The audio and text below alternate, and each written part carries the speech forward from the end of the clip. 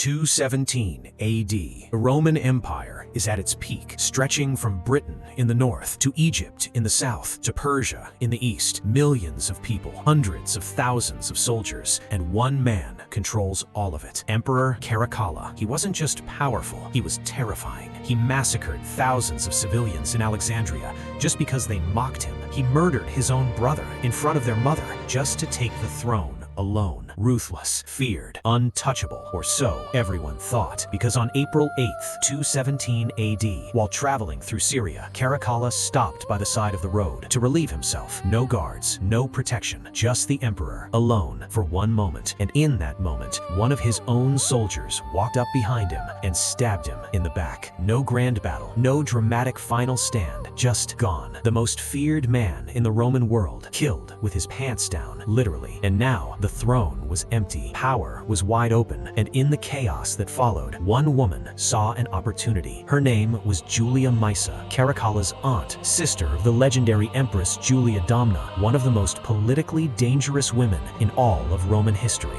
She had been living in luxury her entire life, close to power, close to the emperor, close to everything, until the new emperor, Macrinus, decided she was a threat and exiled her back to Syria, stripped of her influence, cut off from Rome, cast aside like she was nothing. But here's what Macrinus didn't understand.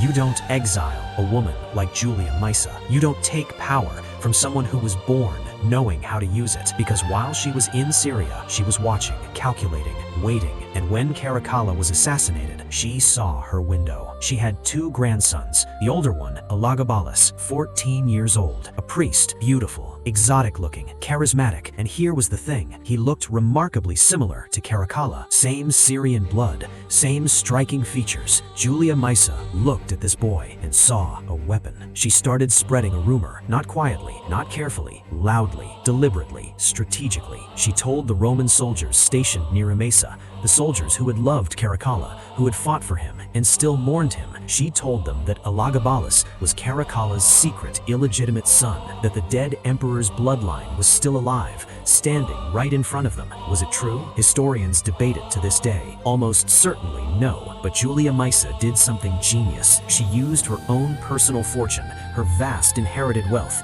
to bribe the soldiers directly. Cold, hard cash on top of the rumor, and it worked. On May 16th, 218 AD, the Roman legion stationed at Raphana declared Elagabalus emperor, a 14-year-old boy, still in his priest robes, who had spent his entire life dancing before a black meteorite, who had never commanded a single soldier, who had never sat in a single political meeting,